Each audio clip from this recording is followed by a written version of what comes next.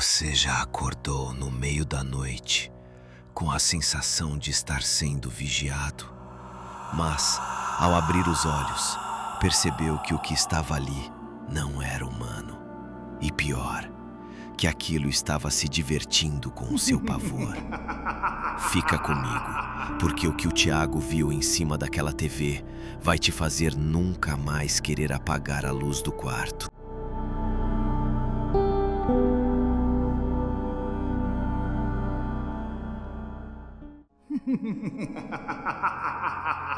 E aí, buscadores do desconhecido, tudo certo com vocês? Eu sou o guia de vocês nessa jornada e, olha, se eu fosse você, conferia agora mesmo se não tem nada escondido atrás do seu monitor ou em cima do seu armário. O relato real de hoje não é para amadores, é um daqueles casos que desafiam a lógica e mergulham fundo no sobrenatural. Hoje, vamos conhecer a história do Tiago e da Camila, um casal jovem, cheio de planos, que tinha acabado de se mudar para um apartamento aconchegante em Curitiba. Sabe aquele clima de vida nova? Pois é. O Tiago, um cara pé no chão, trabalhava com informática e nunca deu muita bola para esse lance de mistério. Para ele, tudo tinha uma explicação científica. Já a Camila sempre foi mais sensitiva, mas o Tiago dizia que era coisa da cabeça dela. Mas o universo tem um jeito bem irônico de calar a boca de quem não acredita no invisível. Eles estavam vivendo o sonho, mas o apartamento deles guardava uma memória antiga, algo que não estava nos planos do corretor de imóveis. E tudo começou com um silêncio. Um silêncio pesado demais para uma noite comum. A primeira semana foi tranquila, mas na segunda, as coisas começaram a mudar. Sabe quando você entra num cômodo e sente que a temperatura caiu uns 5 graus do nada? A Camila começou a reclamar que as chaves sumiam e apareciam em lugares absurdos, como dentro da geladeira ou atrás do sofá. O Tiago ria. Amor, você está estressada com a mudança, só isso. Mas aí, o sobrenatural resolveu subir o tom. Certa noite, Tiago acordou com o som de algo raspando na madeira. Scritch, scritch, scritch. Parecia uma unha bem fina riscando a moldura da porta. Ele achou que fosse um rato, mas o som era rítmico, quase como uma música. Ele levantou, acendeu a luz e o barulho parou na hora. O mais estranho? No chão, perto do pé da cama, ele encontrou um punhado de sementes silvestres que ele nunca tinha visto na vida. O cansaço começou a bater. Tiago passou a ter pesadelos constantes. Ele sonhava que estava numa floresta densa e que mãos pequenas puxavam seus calcanhares para baixo da terra. Ele acordava suando frio, o coração martelando contra as costelas. A Camila também não estava bem. Ela dizia que ouvia risadinhas vindo de dentro do guarda-roupa. A tensão psicológica entre o casal aumentou. O Tiago, querendo manter a pose de racional, começou a ficar agressivo, dizendo que não tinha nada acontecendo. Mas no fundo, ele sabia. Ele sentia o olhar constante. Sabe aquele calafrio na nuca que você sente quando sabe que tem alguém atrás de você no corredor?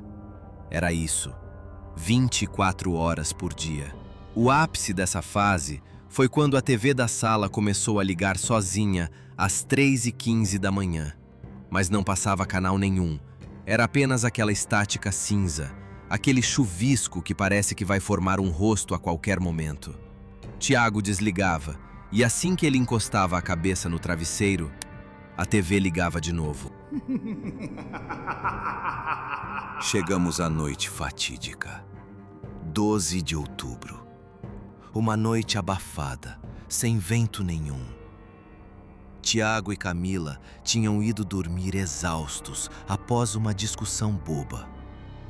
O quarto estava mergulhado na escuridão. apenas com aquela luzinha vermelha do stand-by da televisão acesa, parecendo um olho vigilante. Por volta das 3 da manhã, Tiago acordou. Não foi um barulho que o despertou, foi o cheiro. Um cheiro forte de mofo, misturado com ferro e terra úmida. O ar estava tão denso que ele sentia dificuldade de puxar o oxigênio para os pulmões.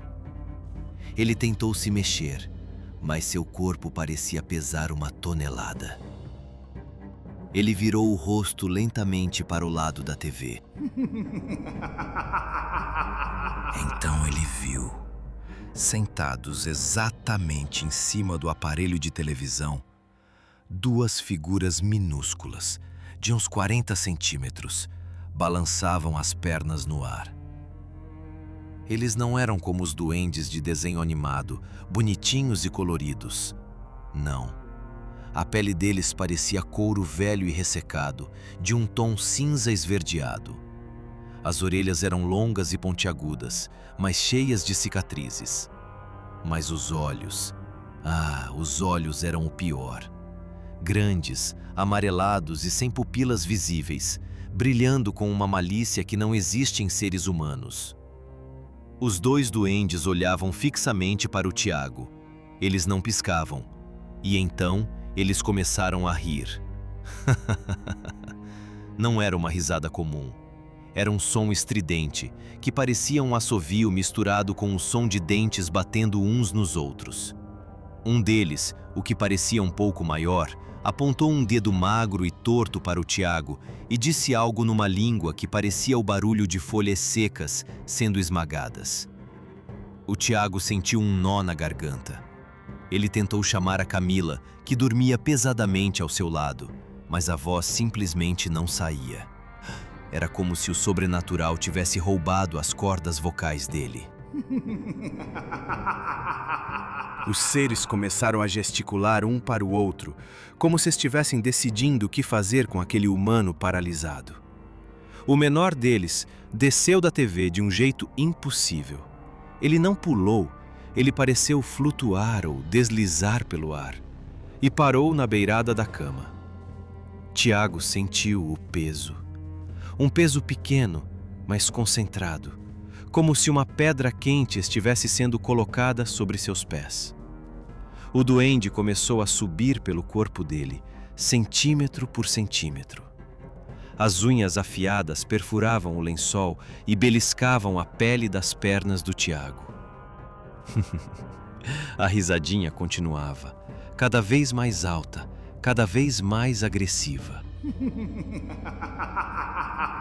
O duende chegou ao peito do Tiago. Ele conseguia sentir o hálito da criatura, um cheiro de carne podre e hortelã. O ser inclinou o rosto, chegando a poucos centímetros do nariz do Tiago. A luz vermelha da TV refletia naquelas órbitas amareladas, criando uma imagem que nenhum filme de terror conseguiria replicar. O duende abriu a boca, revelando fileiras de dentes finos como agulhas. Ele não ia morder. Ele começou a sussurrar. Nós estávamos aqui antes da pedra. Nós estaremos aqui depois da carne. O que é seu, agora é nosso. O que é nosso, nunca será seu. Nesse momento, o segundo duende, que ainda estava em cima da TV, deu um salto e pousou no meio da barriga do Tiago. A dor foi aguda, como se alguém tivesse socado o estômago dele com toda a força. O choque finalmente quebrou a paralisia. Tiago soltou um grito que rasgou o silêncio do prédio. Sai! Sai daqui! Ele começou a se debater, chutando o ar e batendo as mãos. A Camila acordou assustada, acendendo o abajur imediatamente. No momento em que a luz inundou o quarto, As criaturas sumiram. Não houve rastro de fumaça, não houve porta abrindo. Elas simplesmente deixaram de existir ali. Tiago estava em prantos, tremendo como vara verde. Ele apontava para a TV, mas não conseguia formular uma frase. A Camila, em pânico, olhou para o marido e deu um grito. "Tiago, o seu peito!" Quando ele olhou para baixo, havia marcas de mãos minúsculas, avermelhadas, como se tivessem sido queimadas na pele dele. E sobre o rack da TV, onde os seres estavam sentados, a moldura de plástico estava levemente derretida, com o formato de 2 bumbuns pequenos marcado no material. Eles não ficaram nem mais 1 hora no apartamento. Pegaram o que era essencial e foram para a casa dos pais da Camila. O Tiago nunca mais voltou lá.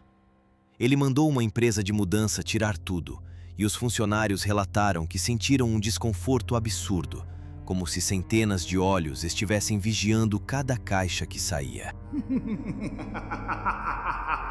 O Tiago, hoje em dia, é um cara diferente. O ceticismo morreu naquela noite.